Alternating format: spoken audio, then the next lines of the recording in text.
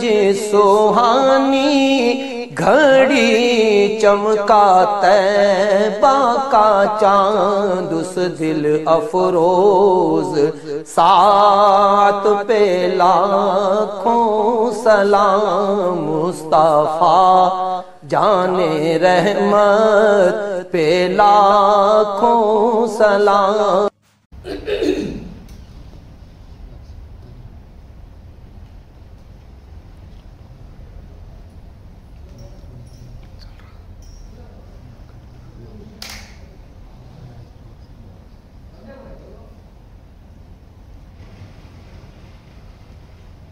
السلام علیکم ورحمۃ اللہ وبرکاتہ.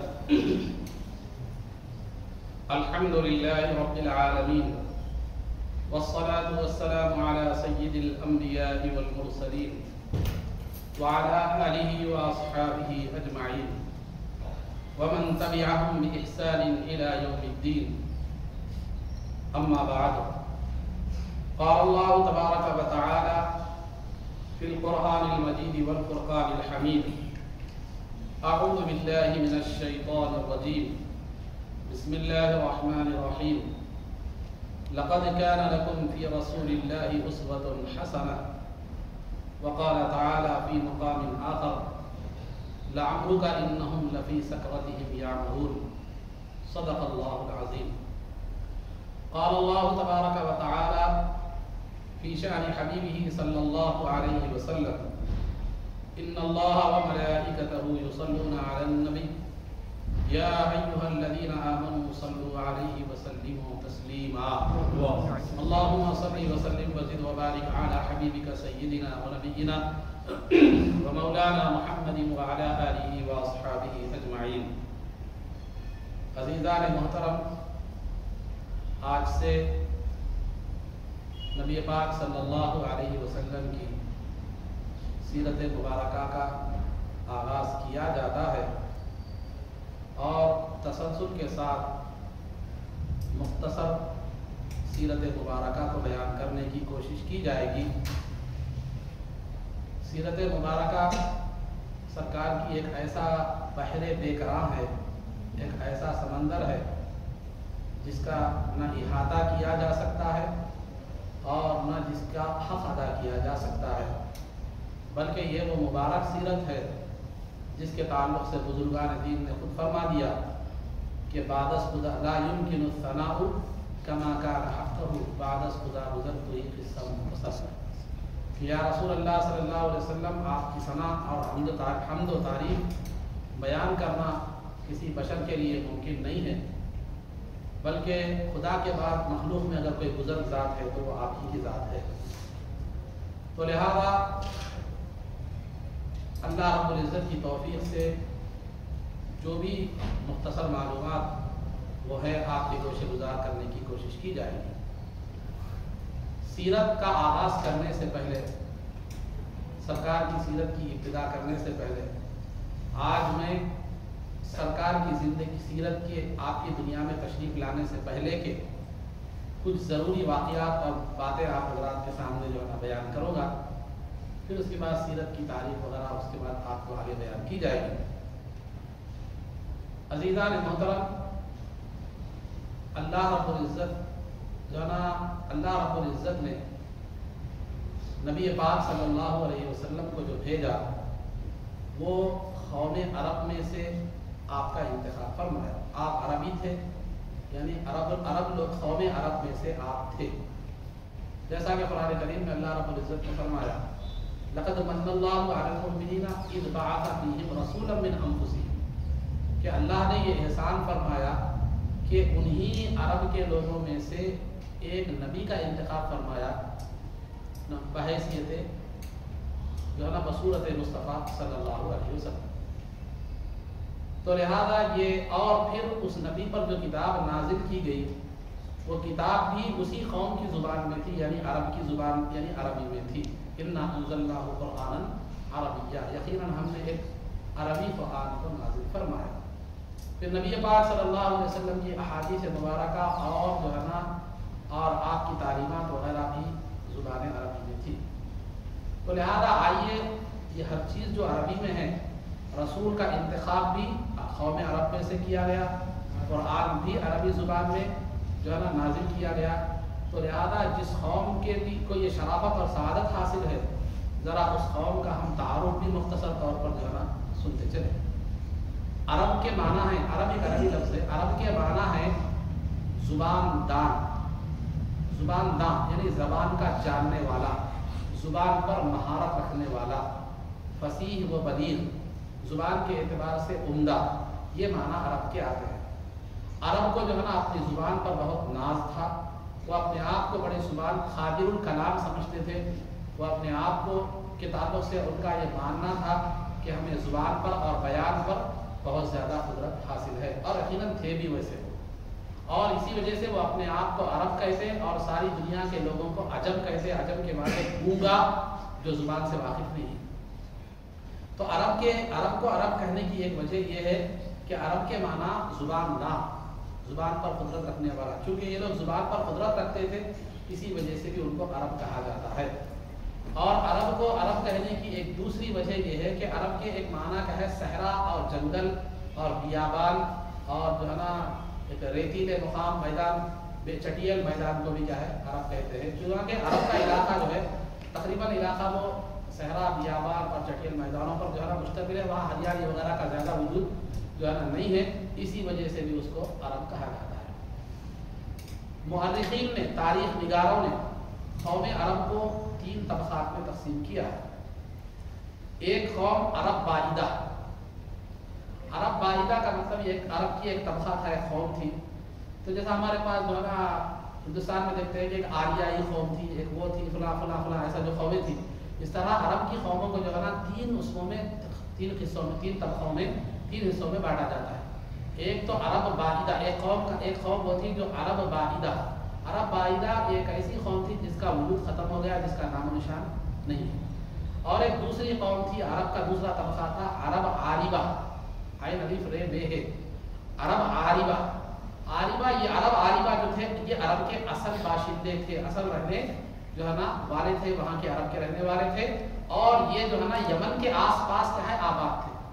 यमन मालूम, आज जो यमन का इलाका है उसके आसपास ये लोग क्या है आबाद थे। इनको अरब आरिबा कहा जाता है। और अरब की तारीख के असल हीरो यही है। अरब की जो तारीख है, जो इनसे असल, जो इनसे वाबस्ता है असल तारीख के, यही जो है ना यही लोग हैं जो जिनसे अरब की तारीख जो है वाबस्ता है, तो जिनको कहते हैं अरब आरिबा। और तीसरे अरब मुस्तारिबा। अरब मुस्तारिबा, अरब मुस्तारिबा का मतलब यह है कि इस्माइल अलैहिस्सलाम आकर मक्के मुकर्रमा में जो आबाद हो गए थे, तो उनकी जो औलाद हुई, जो उनकी नस्ल फैली, उसको अरब मुस्तारिबा कहते हैं। अरब मुस्तारिबा कहते हैं।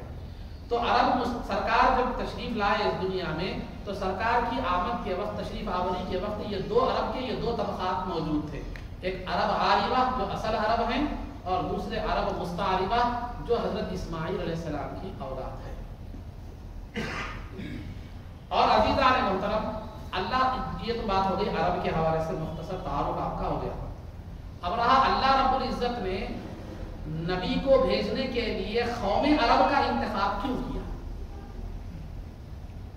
ईरान की कौम में से भी नबी को भेज सकते थे, रोम की कौम में से भी भेज सकते थे, फुला दीगर मुकामात में भी की कौमों से भी दुनिया में बहुत सी कौमें थी, किसी भी कौम में सरकार को जो है ना भेज सकते थे। लेकिन कौम अरब का इंतखाब जो है ना अल्लाह रब्बुल इज़्ज़त ने नबी के लिए क्यों किया? कौम अरब में से नबी को, नबी आखिर ज़मां को क्यों भेजा? तो उसकी बुनियादी वजह जो है ना मुअर्रिखीन और सीरत निगार जो है ना बयान फरमाते हैं। उसकी मिसाल पहले मैं आपको बताऊँ कि समझने में क्या है आसानी। एक पेपर है, एक पेपर अगर आप पर साफ पेपर पर अगर आप कुछ लिख दें, तो जो है ना फिर अब उस पर दोबारा आप नहीं लिख सकते, फिर दोबारा नहीं लिख सकते। आप बोलेंगे मैं बैठ के लिख दो, मतलब बैठ के भी लिखेंगे तो वो सफाई नहीं आती दूसरी तहरीर में जो पहली तहरीर में थी। अगर साफ पेपर पर आप लिखेंगे तो इबारत वाज़ेह होगी, समझ में भी आएगी और अच्छी खुशनुमा भी दिखेगी।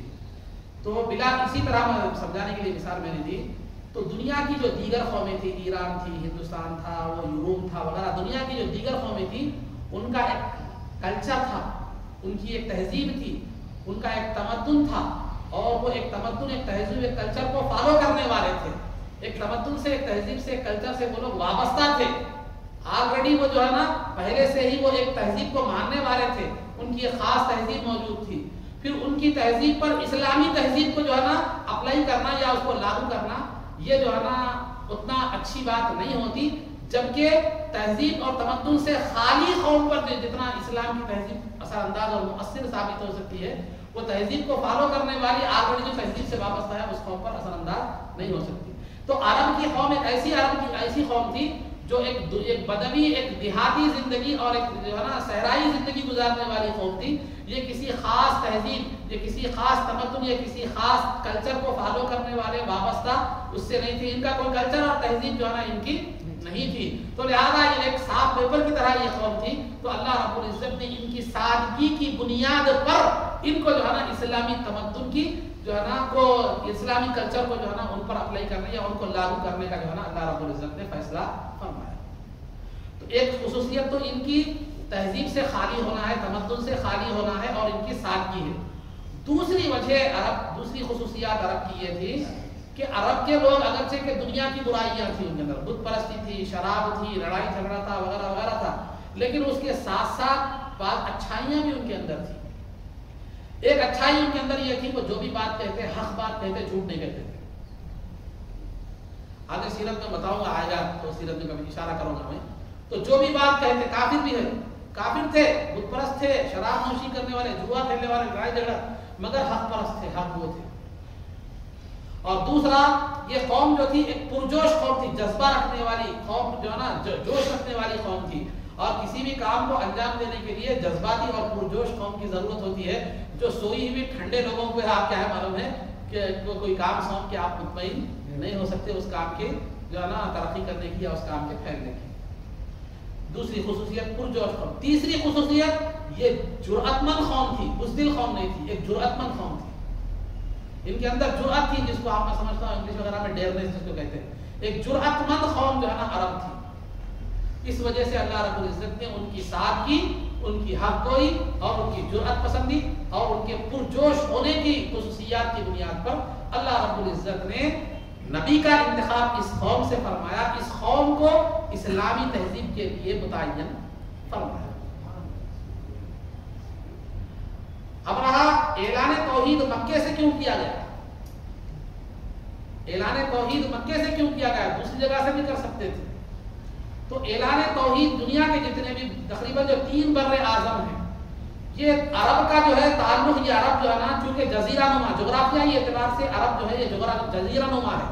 جزیرہ نما کا مطلب یہ ہوتا ہے کہ اطراف سے 3 طرف پانی ہو، ایک طرف کیا ہو، زمین ہو، خشکی ہو، پورا ہر طرف 4 طرف پانی رہے تو اس کو جزیرہ کہتے ہیں، اور 3 طرف 4 طرف اگر پانی ہو تو جزیرہ کہتے ہیں، اور 3 طرف پانی ہو، ایک طرف جو ہے نا اگر خشکی ہو، راستہ ہو وغیرہ ہو تو اس کو جزیرہ نما کہتے ہیں۔ تو یہ عرب کا جو محل وقوع تھا، عرب جس مقام پر ہے دنیا کے نقشے میں جغرافیائی اعتبار سے، اس سے دنیا کے بڑے بڑے اعظم نے بر اعظم جیسے یورپ ہے، افریقہ ہے، ایشیا ہے، یہ بڑے بڑے بر اعظم اس سے ٹچ تھے۔ وہاں کے لوگ یہاں آتے تھے تجارت کی غرض سے، یہاں کے لوگ وہاں جاتے تھے، ادھر کے ادھر، ادھر کے ادھر کے لوگ جو ہے نا آنا جانا ان کا جو ہے نا رہتا تھا۔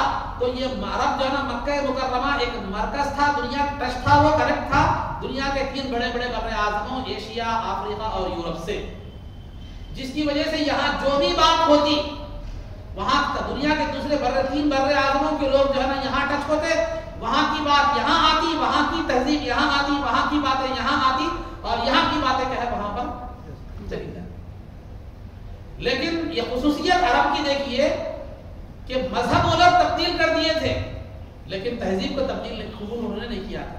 چنانچہ سرکار کی جب ولادت باسعادت ہوئی تو اس وقت عرب کے قبائل میں عیسائی بھی موجود تھے، یہودی بھی موجود تھے، جو ہے نا مجوسی آتش پرست بھی موجود تھے، آگ کی پوجا کرنے والے بھی موجود تھے، ستارہ پرست بھی موجود تھے، ستاروں کی پوجا کرنے والے، فرشتوں کی پوجا کرنے والے بھی تھے، اور جو ہے نا جنات کی پوجا کرنے والے تھے۔ ہر پورا گنجلک تھا مسئلہ، پورے مذاہب تھے۔ تو گویا یہ تمام مذاہب کو تو انہوں نے قبول کیا تھا، لیکن تہذیبوں کو قبول نہیں کیا تھا۔ تو یہ ان کی خصوصیت تھی۔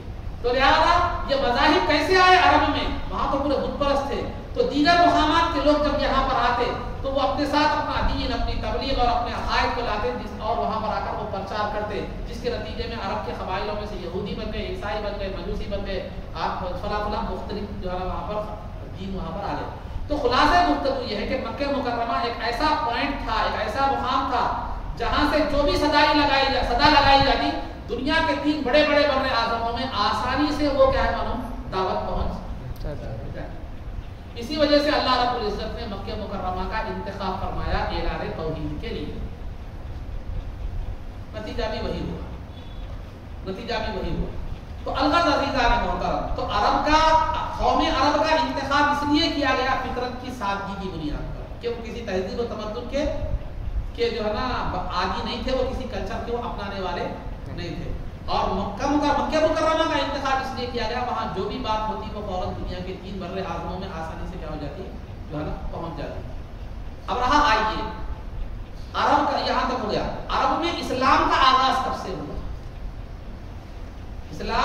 عرب کی اسلامی اور دینی تاریخ کا آغاز حضرت ابراہیم علیہ السلام کے دور سے ہوا۔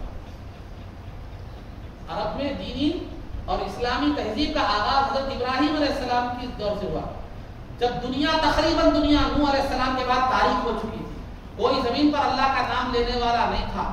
بابل جو ایک عراق کا ایک مقام ہے، بابل میں جو ہے نا حکومت تھی، نمرود کی حکومت تھی۔ تو جو ہے نا نمرود کی حکومت تھی، تو وہ بڑا خوشحال ملک تھا، قوت طاقت فوجی اعتبار سے ہر اعتبار سے خوشحال ملک تھا۔ لیکن جو ہے نا وہ وہاں کے بادشاہ نے لوگوں کو یہ مجبور کر دیا تھا کہ اس کا اپنا ایک سونے کا بت بنا کر رکھا تھا، لوگوں کو حکم دیتا تھا کہ مجھے خدا مانو، میرے بت کی کیا کرو پوجا۔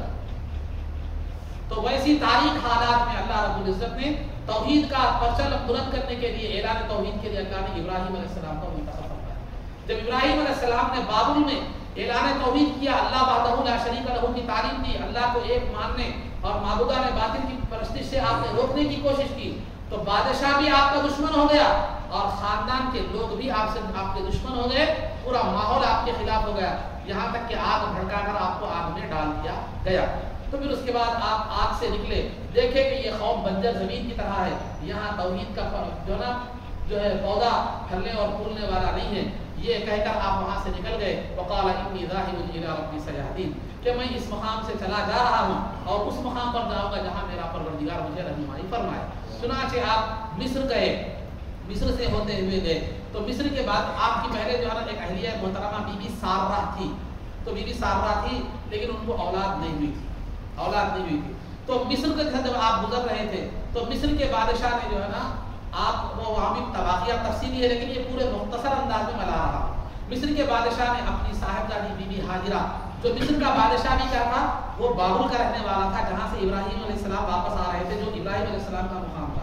اس نے دیکھا کہ ابراہیم علیہ السلام جو ہے نا ایک ہمارے ہی شہر کے ہے، ہماری ہی تہذیب کا وابستہ ہے، تو اس نے اپنی بیٹی کو جو ہے نا آپ کی تربیت میں اور آپ کے حوالے کیا، آپ جو ہے نا اپنی جو تہذیب ہے، بابل کی جو تہذیب ہے، اپنے علاقے کی تہذیب سے اس کو آراستہ کریں، کسی اچھے جو ہے نا آدمی سے اس کا نکاح وغیرہ کر دی، یہ ذمہ داری ابراہیم علیہ السلام کو سونپ دی۔ تو حضرت ابراہیم علیہ السلام نے بی بی ہاجرہ سے جو ہے نا نکاح فرمایا، بی بی ہاجرہ سے جو ہے نا نکاح فرمایا۔ اس کے بعد جو ہے نا دونوں سے بھی کوئی اولاد ابراہیم علیہ السلام کو نہیں ہوئی تھی، لیکن بعد میں دعا کرے ابراہیم علیہ السلام نے دعا کی تو ابراہیم علیہ السلام کو بی بی ہاجرہ سے بی بی حضرت اسماعیل علیہ السلام پیدا ہوئے، اور بی بی سارہ سے جو ہے نا حضرت اسحاق علیہ السلام پیدا ہوئے۔ پھر اسحاق علیہ السلام کی اولاد میں تقریباً 1000 انبیاء جو ہے نا ہوئے، اور اسماعیل علیہ السلام کی جو ہے نا نسل میں سوائے سرکار دو عالم صلی اللہ علیہ وسلم کے کوئی اور نبی نہیں ہے، کیونکہ اللہ نے اسماعیل علیہ السلام کی نسل میں شرکت غیر کو پسند نہیں فرمایا، سرکار کے ساتھ شرکت کو پسند جو ہے نا نہیں فرمایا کسی اور نبی۔ تو بہرحال اسماعیل علیہ السلام بی بی ہاجرہ سے جب اسماعیل علیہ السلام پیدا ہوئے تو اس وقت تک بی بی سارہ کو اولاد نہیں ہوئی تھی، تو لہذا بی بی سارہ نے جو ہے نا ابراہیم علیہ السلام سے خواہش کی، وہ جو ہے نا کہ آپ جو ہے نا بی بی ہاجرہ کو مکہ مکرمہ چھوڑ کر آ جائے، تو لہذا حضرت ابراہیم علیہ السلام جو ہے نا بی بی ہاجرہ اور اسماعیل علیہ السلام دونوں کو مکہ مکرمہ لا کر چھوڑ دیا۔ اس وقت مکہ مکرمہ کا حال کیا تھا؟ چونکہ عرب کی جو اصل آبادی تھی وہ یمن کے اطراف میں تھی، جیسا میں نے پوچھا، مکہ مکرمہ میں کوئی عرب کی آبادی نہیں تھی، بالکل ایک چٹیل میدان تھا، وہاں زندگی کے کوئی آثار نہیں تھے، وہاں جو نہ پانی کی سہولت تھی، نہ غذا کی سہولت تھی، نہ ہریالی تھی، نہ وہ تھی، بالکل سنگلاخ ریگستانی علاقہ مکہ مکرمہ کا اس وقت تھا، وہاں کوئی انسان کا وجود نہیں تھا۔ تو ابراہیم علیہ السلام، بیوی حاجرہ اور بیوی حضرت اسماعیل علیہ السلام جو بالکل شیرخوار بچے تھے ان کو چھوڑ کر جانے لگے، چھوڑ کر کھجور کی اور پانی کی تھیلی دے کر جانے لگے. تو بیوی حاجرہ نے کہا کہ اس جو ہے نا لخ و دخ صحرا میں جہاں انسان کا وجود نہیں ہے، جہاں حیات اور زندگی کا کوئی کہ آثار نہیں ہے، ایسے مقام پر ہمیں چھوڑ کر کس کے حوالے چھوڑ کر جا رہے ہیں؟ تو ابراہیم علیہ السلام نے کہا اللہ کا حکم ہے. تو بی بی حاجرہ نے جذبہ ایمانی کے ساتھ کہا اذن لا یضیع اللہ، تب اللہ ہمیں ضائع نہیں کرے گا. اللہ کا حکم ہے یہاں رہنے کا، تو پھر ہماری حفاظت اور باقی رکھنا بھی اسی کی. تو ابراہیم علیہ السلام دونوں کو چھوڑ کر کئی مدتوں اور منتوں اور جو ہے نا دعاؤں کے بعد جو لڑکا کئی عمر کے آخری حصے میں ضعیفی میں پیدا ہوا تھا، اس لڑکے محبوب اولاد کو چھوڑ کر آپ کیا کریں چلے گئے. جاتے جاتے جو ہے نا آپ نے جا کر اللہ رب العزت سے دعا کی جاتے وقت ربنا انی اسکنت من ذریتی بواد غیر ذی زرع عند بیتک المحرم، اے اللہ میں اپنی بیوی اور اپنے بچے کو جو ہے نا ایک ایسے مقام پر چھوڑ کر جا رہا ہوں جہاں انسان کا نہ حیات اور زندگی کے کوئی آثار ہیں، لہذا اے اللہ لوگوں کو وہاں آباد فرما اور وہاں کے رہنے والوں کو پھلوں سے رزق عطا فرما.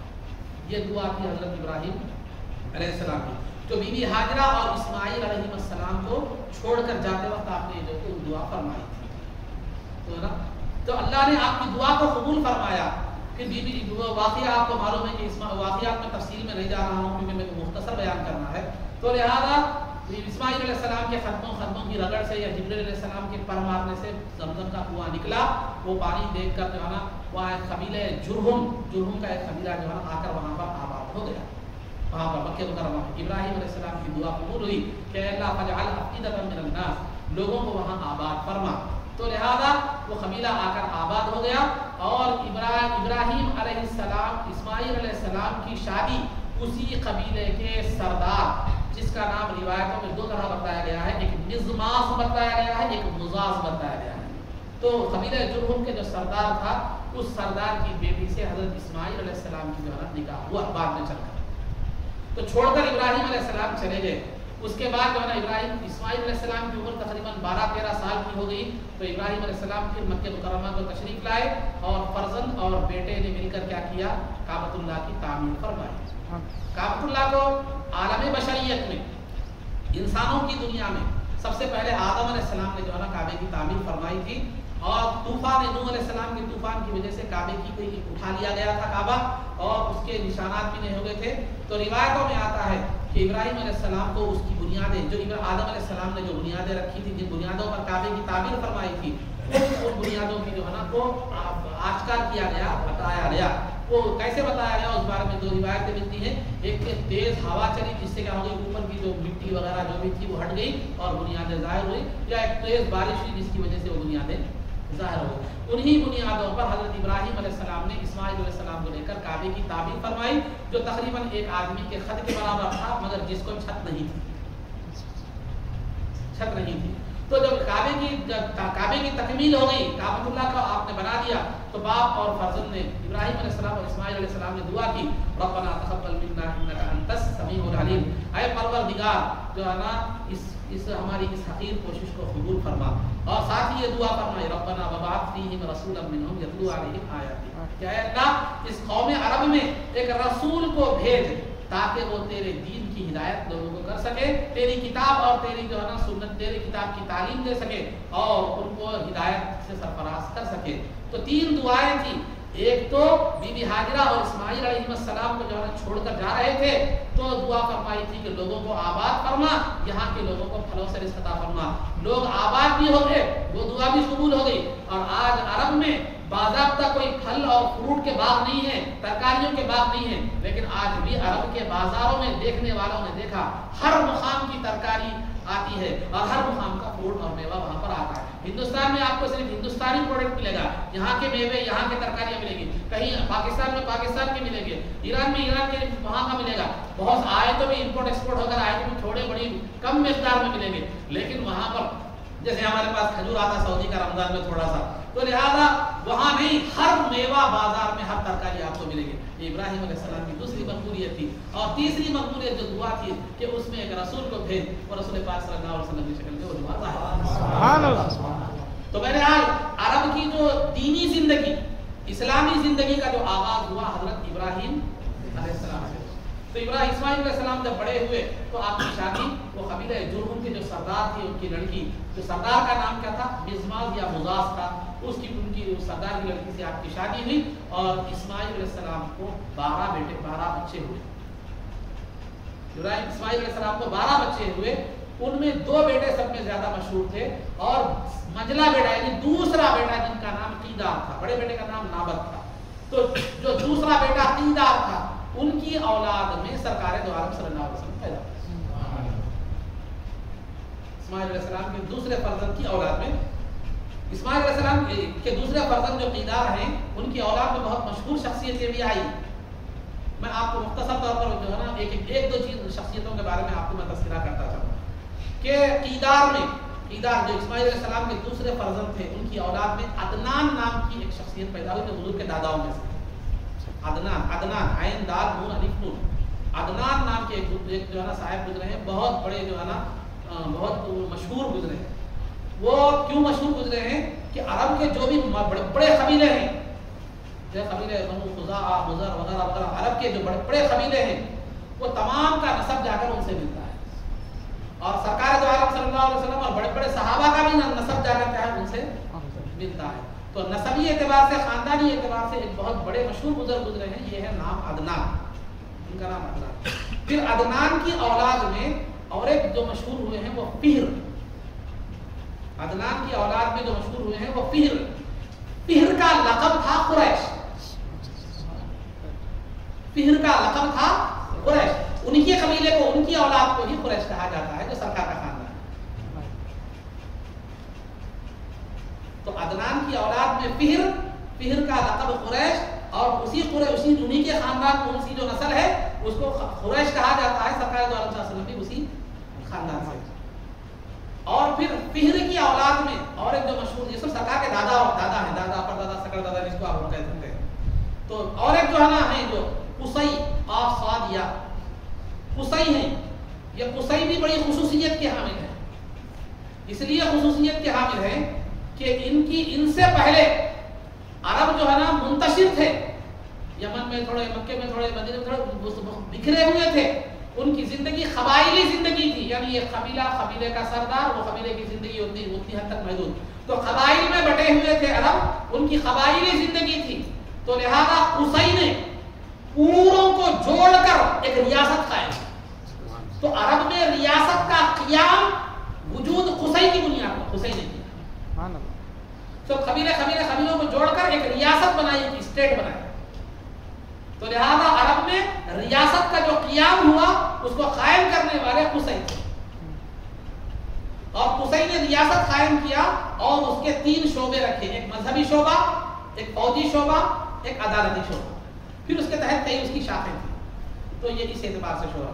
پھر قصی کے اولاد میں ہاشم تھے جو کعبے کی خدمت کیا کرتے تھے، زمانے جو ہے نا جاہلیت میں بھی کعبے کے بڑا احترام تھا، لوگ طواف کرتے تھے، اگرچہ طواف کی حالت بگڑی ہوئی تھی، ننگے برہنہ طواف کرتے تھے، مگر کعبے کا مقدس حج کے لیے لوگ آتے تھے زمانے جاہلیت میں بھی، مگر وہ حج کا طریقہ اسلامی طریقہ نہیں تھا، تو اس کے انتظامات دور دور سے لوگ آتے تھے، تو انتظامات کا جو ذمہ داری تھی وہ ہاشم کے اس میں تھی۔ ہاشم کے بعد ان جو ہے نا سرکار کے داداؤں میں سے یہ بھی تھے، اور جو ہے نا ان کے بعد عبد المطلب جو سرکار کے حقیقی دادا ہیں، عبد المطلب، ان کی جو ہے نا ذمہ داری میں کعبے کی خدمت آئی۔ پھر آپ کے عبد المطلب کے فرزند تھے حضرت عبداللہ سرکار کے والد گرامی، سرکار کے والد گرامی۔ یہ عرب کی ابتدا، عرب میں اسلام کی ابتدا اور اس کے حوالے سے کچھ باتیں، ضروری باتیں جو ہے نا آپ حضرات کے سامنے میں نے جو ہے نا عرض کی۔ تو حضرت عبداللہ رضی اللہ تعالی عنہ، اور ایک بات بنیادی طور پر یاد رکھیے، سرکار کے آبا و اجداد، سرکار کے آبا و اجداد جتنے بھی باپ دادا آپ کے گزرے ہیں، ان کی 2 خصوصیات ہیں، قرآن و حدیث کی روشنی میں 2 خصوصیات ان کی بنائی بیان کی گئی۔ ایک تو زمانے جاہلیت میں زناکاری عام تھی، اللہ نے سرکار کے طفیل میں ان کے پورے باپ داداؤں کو زناکاری سے محفوظ رکھا، سبحان اللہ۔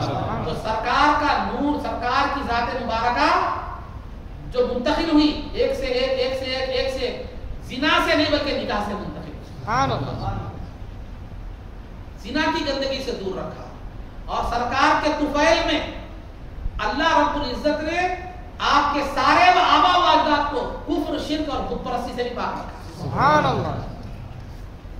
کفر، شرک اور بت پرستی سے بھی جو ہے نا پاک رکھا. تو وہ بت پرست اور مشرک وغیرہ نہیں تھے. قرآن میں اللہ رب العزت نے صاف طور پر فرمایا وَتَقَلُّبَكَ فِي السَّاجِدِينَ، اے محبوب ہم آپ کو منتقل کرتے رہے سجدہ کرنے والوں میں منتقل کرتے رہے. سجدہ کرنے والے مشرک نہیں ہوتے. خدا کو سجدہ کرنے والا موحد ہوتا ہے. سمجھے؟ تو اللہ کی توحید پرستی. والدین بھی، سرکار کے والدین بھی موحد تھے، توحید پرست تھے. یعنی سرکار تو اعلان نبوت نہیں کرے تھے، نبی تو نہیں آئے تھے، لیکن جو زمانہ ان کا تھا فترت نبوت کا تھا. فترت نبوت کا مطلب اس دوران میں جس دوران نبی نہیں ہوتے اس کو فترت نبوت کا زمانہ کہتے ہیں. عیسیٰ علیہ السلام کے بعد سے سرکار کی تشریف لانے تک کا جو زمانہ تقریباً 600 سال کا جو زمانہ تھا، وہ زمانہ جو ہے نا فترت نبوت کا کہلاتا ہے. اس میں سرکار کے آبا و اجداد بت پرستی پر اللہ کی وحدانیت پر قائم تھے. ان کو کہتے ہیں موحد. کیونکہ جو ہے نا کوئی نبی نہیں آئے تھے، نبی آتے ان پر ایمان لاتے تو مسلمان یا مومن کہلاتے. چونکہ نبی اور کوئی نبی کا زمانہ نہیں تھا، سرکار کی تشریف آوری اور اعلان نبوت سے پہلے جو ہے نا، نبوت کے اعلان سے پہلے آپ کے والدین کا بھی انتقال ہو گیا، دادا کا بھی انتقال ہو گیا جو ہے نا. اس وجہ سے یہ موحد، سب ان کے جو ہے نا آبا و اجداد موحد ہیں. اب رہا جہاں تک آپ کے چچا ابو طالب کا معاملہ ہے، ابو طالب کے بارے میں علماء کی رائے مختلف ہے کہ بعض کہتے ہیں کہ وہ کافر ہے، بعض کہتے ہیں کہ وہ ایمان والے ہیں. لیکن اس بارے میں بہتر اور محفوظ اور سیف جو ہے نا جو راستہ ہے وہ یہ ہے کہ خاموشی ہے. کیونکہ نہ وہ خبر کا سوال ہے نہ حشر کا سوال ہے. خبر میں آپ کو نہیں پوچھیں گے کہ ابو طالب کو کیا کہتا تھا، نہ حشر میں پوچھیں گے کہ ابو طالب کو کیا کہتا تھا. تو بہرحال ابو طالب کے ایمان کے بارے میں دلائل مختلف ہے، علماء کی رائے مختلف ہے. اس لیے وہاں نہ ادھر جانا نہ ادھر جانا، بلکہ خاموشی وہاں پر جو ہے نا یہ سب سے زیادہ بہتر ہے. ٹھیک ہے، بات یہاں تک ہو گئی. تو یہ سرکار کے آبا و اجداد کے بارے. اب آئیے سرکار کی سیرت کے حوالے سے، آغاز سیرت کا جو آغاز ہے اس کے حوالے سے میں آپ کے سامنے چند باتیں جو ہے نا آغاز شروع کرتا ہوں. سیرت کے معنی کیا ہے؟ سیرت کہتے کس کو ہیں؟ ڈیفینیشن کیا ہے سیرت کی؟ سیرت کی تعریف کیا ہے؟ تو سیرت کی تعریف یہ ہے کہ حضور اکرم صلی اللہ علیہ وسلم جب دنیا میں پیدا ہوئے، یعنی آپ دنیا میں تشریف لائے، دنیا میں پیدا ہونے سے لے کر آپ کے اس دنیا سے چلے جانے تک، یعنی وفات تک، انتقال تک، جو بھی حالات آپ کی زندگی کے ہیں وہ سیرت کہلاتا ہے. سرکار کی دنیا میں تشریف لانے سے لے کر سرکار کے دنیا سے تشریف لے جانے تک کے جو حالات ہیں، یعنی آپ کا بشری سفر جس کو ہم کہہ سکتے ہیں، بشری سفر یعنی انسانی شکل میں آپ کا سفر، یہ کیا کہلاتا ہے؟ یہ سرکار کی سیرت کہلاتی ہے. سرکار کی سیرت کی اہمیت جس کو امپورٹنس ہی کہتے ہیں، کہ سرکار کی سیرت کی اہمیت کیا ہے؟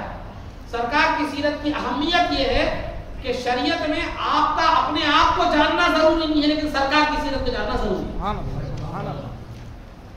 آپ اپنے آپ کو نہ جانے نہ پہچانے، شریعت نہیں پوچھے گی، شریعت کا سوال نہیں ہوگا. آپ کا اپنے آپ کو جاننے سے، اپنے آپ کو پہچاننے سے زیادہ ضروری وہ سرکار کو جاننا اور سرکار کی سیرت کو جاننا ضروری ہے. کیوں؟ اس لیے کہ آپ کا اسلام، آپ کا ایمان اور آپ کی اسلامی زندگی، آپ کا اسلامی لائف اسٹائل، اسلامی زندگی، یہ پورا کا پورا سرکار کی سیرت پر ڈیپینڈ ہے. جب آپ سرکار کی سیرت کو جانیں گے تو ایمان بھی معلوم ہوگا، اسلام بھی معلوم ہوگا اور اسلامی طرز کی زندگی بھی آپ کو معلوم ہوگی. تو لہذا اس سے آپ دنیا میں بھی کامیاب ہوں گے، آخرت میں بھی کامیاب ہوں گے. تو سرکار کی سیرت کی اہمیت کیا ہے؟ اپنے آپ کو جاننے سے زیادہ سرکار کو جاننا ضروری ہے. یہ اہمیت ہے سرکار کی سیرت. سرکار کی سیرت کی خصوصیت کیا ہے؟ خصوصیت کہتے ہیں جو کسی ایک میں ہو دوسروں میں نہ. مثال کے طور پر آپ سے کہہ دیا کہ آپ کی خصوصیت یہ ہے، تو مطلب یہ ہے کہ وہ آپ میں رہتی ہے، دوسروں میں وہ نہیں. اس کو کہتے ہیں خصوصیت. سرکار کی سیرت کی خصوصیت یہ ہے کہ سرکار کی سیرت صرف مسلمانوں کے لیے آئیڈیل اور رہنما نہیں ہے، دنیا کی ہر قوم کے لیے آئیڈیل اور رہنما. اگر کوئی سرکار ایمان اور اسلام کے ساتھ سرکار کی سیرت کو فالو کرتا ہے، اپناتا ہے، تو وہ دنیا میں بھی کامیاب ہے، آخرت میں بھی کامیاب ہے. لیکن اگر کوئی ایمان اور اسلام نہیں لاتا، کوئی کافر غیر مسلم بھی اگر سرکار کی سیرت کو فالو کرتا ہے تو دنیا میں ضرور کامیاب ہوتا ہے، کیونکہ سرکار کی سیرت کامیابی کی ضمانت ہے، سرکار کی سیرت کا دوسرا نام کامیابی ہے۔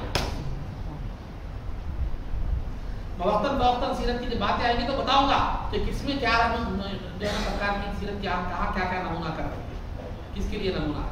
تو الغرض عزیزان محترم، تو سرکار کی سیرت کی خصوصیت کیا ہے کہ وہ دنیا کے ہر آدمی کے لیے، مسلمانوں کے لیے، دنیا کے ہر آدمی کے لیے آئیڈیل اور نمونہ ہے۔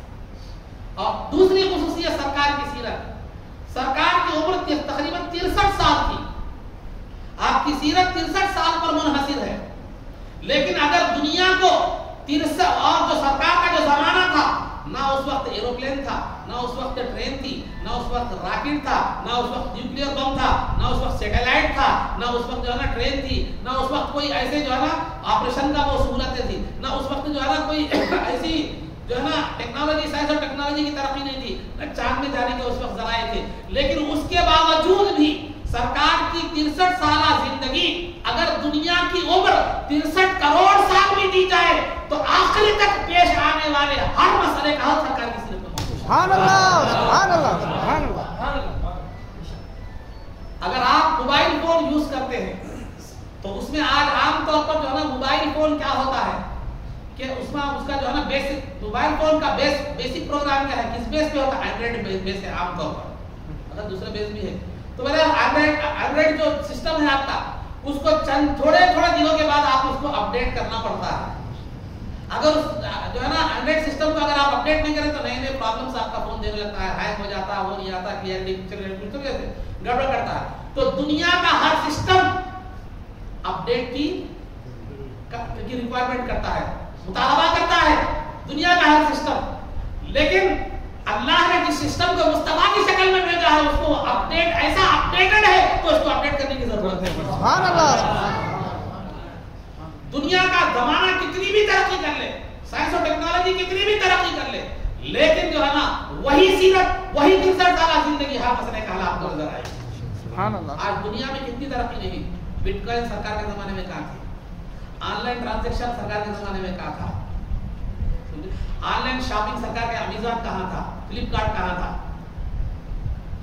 اور جو ہے نا وہ جہاز میں نماز پڑھنا کہاں تھا، بلڈ ڈونیٹ کہاں تھا، اور جو ہے نا مثال کے طور پر جو ہے وہ کیا بولتے ہیں آپریشن کہاں تھا، جو ہے نا کڈنی ڈونیٹ کہاں تھا۔ یہ تمام جو سائنس اور ٹیکنالوجی ہے، آپ یہ گوگل پے کہاں تھا، فون پے کہاں تھا، آن لائن ٹرانزیکشن کہاں تھا، یہ سب چیزیں کہاں تھی، لیکن آج پیدا ہوئے ان سے متعلقہ وابستہ جو مسائل ہیں آج بھی علماء اس میں رہنمائی کر رہے ہیں، نہیں کر رہے ہیں۔ بٹ کوائن جائز ہے یا نہیں ہے، عالم سے پوچھے فتویٰ مل جائے۔ آن لائن شاپنگ جائز ہے نہیں ہے، کیسا، اور آپ پروڈکٹ کو دیکھیں نہیں دیکھیں پھر اس کے کیا مسائل ہیں، بغیر دیکھیں کہ خریدے تو کیا مسائل ہیں، دیکھ کر خریدے تو کیا مسائل ہیں، ڈیمیج نکلا تو کیا مسائل ہیں، آن لائن شاپنگ کے جو مسائل ہیں، آن لائن ٹرانزیکشن کے جو مسائل ہیں، بٹ کوائن کے جو مسائل ہیں جو کہ جائز نہیں ہے شرعی طور پر، یہ مسائل ہیں۔ جتنے بھی جو نا آج ڈیجیٹل کرنسی جتنی بھی ہے، یا ڈیجٹ انڈیا اگر بن جائے، ڈیجیٹل انڈیا، تب بھی شریعت آپ کو ہر مرحلے میں علماء آپ کی رہنمائی کرتے ہوئے نظر آئیں گے، لیکن وہ سب کہاں سے کرتے ہیں؟ سرکار کی سیرت سے۔ سبحان اللہ، سبحان اللہ۔ علماء کی اپنی کوئی ذاتی رائے تو نہیں ہے۔ کورونا میں ڈسٹینس کی بات آئی تو علماء نے فتویٰ دے دیا، ماسک پہننے کی بات آئی علماء نے فتویٰ دے دیا، نہ سرکار کے زمانے میں کورونا تھا نہ ڈسٹینس کا مسئلہ تھا۔ یہ سب چیزیں کہاں سے مل رہی ہیں؟ سرکار دو عالم صلی اللہ علیہ وسلم کی سیرت سے ہر مسئلے کا حل ہے۔ تو خصوصیت یہ ہے سرکار دو عالم صلی اللہ علیہ وسلم کی سیرت کی کہ دنیا کتنی بھی ترقی کر لے، دنیا کتنے بھی جو ہے آسمانوں کو چھو لے، دنیا جو ہے چاند میں چلی جائے، لیکن ہر مسئلے کا حل، وہ زمین کا ہو، چاند کا ہو، سفر کا ہو، راکٹ کا ہو، ہر مسئلہ جو ہے نا شریعت آپ کو رہنمائی کرتے ہوئے نظر آ رہی ہے کہ سرکار کی سیرت سے آپ کو رہنمائی ملے گی۔ اور تو یہ بات ہوگی سرکار کی سیرت کی خصوصیات کیا بتایا میں، ہر ایک کے لیے نمونہ، ہر انسان کے لیے، مسلمانوں کے لیے نہیں۔ دوسرا، سرکار کی سیرت اتنی اپڈیٹڈ ہے کہ اس کو اپڈیٹ کرنے کی ضرورت نہیں ہے۔ ہم انہیں خدا کا شاہکار کہتے ہیں، طویل بات دل اختصار ہے۔ سبحان اللہ۔ تو اللہ نے کیوں یہ اینڈرائڈ جو سسٹم ہے یا ونڈوز جو ہے یہ مخلوق کا بنایا ہوا ہے، مخلوق بھی ناقص، اس کی ایجاد بھی ناقص، وہ نئے چیلنجز کا مقابلہ نہیں کر سکتی، لیکن یہ محمد رسول اللہ کی شکل میں جو ہائبرڈ ہے وہ اللہ کا بنایا ہوا ہے، وہ تمام فیچرز اس کے اندر رکھ کر دے دیا، ہر زمانے کے مسئلے کا اس میں موجود ہے۔ سبحان اللہ، سبحان اللہ۔ پھر ہم ان کو کیسے مثل بشر کہہ رہے ہیں؟ تو الغرض عزیزان محترم، یہ سرکار کی سیرت کی خصوصیت تھی۔ سرکار کی سیرت کی افضلیت کیا ہے؟ سرکار کی سیرت سب رسولوں میں افضل ترین ہے۔ تمام رسولوں میں انبیاء کی بھی سیرتیں ہوئی ہے، تمام رسولوں کی جو ہے نا سیرت میں، انبیاء کی سیرتوں میں سب میں افضل ترین سیرت اگر ہے تو وہ سرکار دو عالم صلی اللہ علیہ وسلم۔ کیوں؟ اس لیے کہ اللہ رب العزت نے کسی نبی کی عمر اور سیرت کی قسم نہیں کھائی، لیکن سرکار کی عمر اور سیرت کی قسم کھائی۔ اللہ فرماتا ہے لعمرک انہم لفی سکرتہم یعمہون، کہ اے محبوب آپ کے عمر کی قسم، آپ کی سیرت کی قسم، اللہ جب کسی چیز کی قسم کھا لیتا ہے تو وہ تمام چیزوں میں ممتاز اور علیحدہ ہو جاتی ہے۔ تو سرکار کی سیرت کی قسم کھائی تو اللہ رب العزت جو ہے نا تمام جو ہے سرکار کی سیرت تمام رسولوں کی سیرت میں افضل ہے، اور تمام سرکار کی سیرت افضل السیر، تمام سیرتوں میں افضل ترین سیرت، سرکار کی سیرت اکمل السیر، تمام سیرتوں میں مکمل سیرت۔ کیوں؟ اس لیے کہ سرکار کی سیرت میں اگر کوئی گنجائش باقی ہوتی تو اللہ سرکار کو خاتم النبیین نہیں بناتا۔ اللہ کا سرکار کو خاتم النبیین بنانا، مثال کے طور پر سمجھاتا ہوں میں ایک مثال دے کر، آپ کوئی تحریر اسٹامپ لگانا ہے، اسٹامپ کب لگاتے ہیں؟ اسٹامپ پوری تحریر لکھنے کے بعد کرنے کے بعد اسٹامپ لگاتے ہیں۔ اسٹامپ لگانا اس بات کی علامت ہے، اسٹامپ لگانا اس بات کی علامت ہے کہ تحریر مکمل ہو گئی ہے، اس میں اور ترمیم کی گنجائش نہیں ہے۔ تو سرکار نے انبیاء کا خاتم یعنی انبیاء کو ختم کرنے والا سرکار کو بنا کر بھیجا، اب اور کسی اور چیز کی ضرورت باقی نہیں رہی۔ تو سرکار کی سیرت اکمل السیر، تمام سیرتوں میں مکمل سیرت۔ تو اللہ نے سرکار کو خاتم النبیین کہہ کر بتلا دیا کہ دنیا کی کامل ترین شخصیت سرکار کی ذات ہے، سرکار کی سیرت دنیا کی کامل ترین سیرت ہے۔ صرف سیرت نہیں بلکہ دین کے تعلق سے بھی فرمایا الیوم اکملت لکم دینکم، کہ آج میں نے تمہارے لیے تمہارے دین کو مکمل کر دیا۔ سبحان اللہ۔ اس کے برخلاف انبیاء کی سیرتیں آپ اٹھا کر دیکھیں، ابراہیم علیہ السلام گزر گئے، اسحاق علیہ السلام گزر گئے، یعقوب علیہ السلام گزر گئے، عیسیٰ علیہ السلام گزر گئے، نہ ان کا دین محفوظ رہا، نہ ان کی کتابیں محفوظ رہی، نہ ان کی سیرت محفوظ رہی۔ آج عیسائیوں سے پوچھیں تو مستند طور پر اپنے نبی کے متعلق ایک ایسی بات نہیں بتا سکتے جو سند کے ساتھ مسلسل نبی تک پہنچتی ہو، لیکن سرکار کے معاملے میں اٹھا کر دیکھیے محدثین نے سرکار کے ہر عمل کا ہی حفاظت فرمائی۔ اگر سرکار حدیث بیان کرتے وقت بیٹھے بیٹھے ٹیکا لیتے تو محدثین ٹیکے کا بھی ذکر فرمایا، بیٹھے بیٹھے کھڑے ہو کر بیان کرتے تو کھڑے ہونے کا بھی ذکر فرمایا۔ سرکار کی صرف تعلیمات نہیں بلکہ سرکار کی ہر حرکت و نقل محفوظ ہے حدیث کی شکل میں۔ سبحان اللہ، سبحان اللہ۔ تو دنیا کے کسی بادشاہ کی سیرت، دنیا کے کسی بادشاہ کی تاریخ، دنیا کے کسی فرد بشر کی تاریخ اور سیرت اتنی محفوظ نہیں ہے جتنی سرکار کی سیرت محفوظ ہے۔ سبحان اللہ۔ صرف تعلیمات نہیں بلکہ ہر حرکت و سکون بھی موجود ہے۔ سرکار کی ہابیز کیا تھی، سرکار کیا پسند فرماتے تھے، وہ تک موجود ہے۔ ہر لمحہ زندگی کا محفوظ ہے۔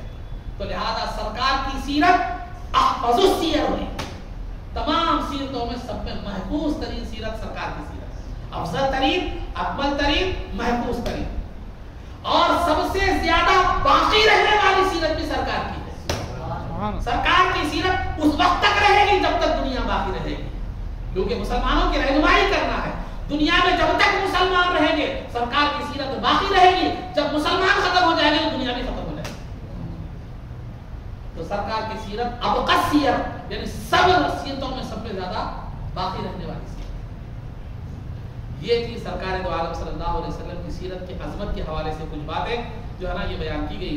سیرت کی تاریخ، اہمیت، خصوصیت، پھر فضیلت، یہ چند باتیں آپ حضرات کے سامنے بیان کی گئی جو ہے نا انشاءاللہ دیگر تفصیلات آگے مسلسل مختصر اختصار کے ساتھ جو ہے نا آپ کے سامنے بیان کیے جائیں گے۔ اللہ رب العزت سے دعا ہے کہ اے اللہ زبان و بیان میں کچھ کوتاہی اور لفظش ہوگی تو مولا اپنے فضل و کرم سے سرکار کے شکر میں معاف فرما۔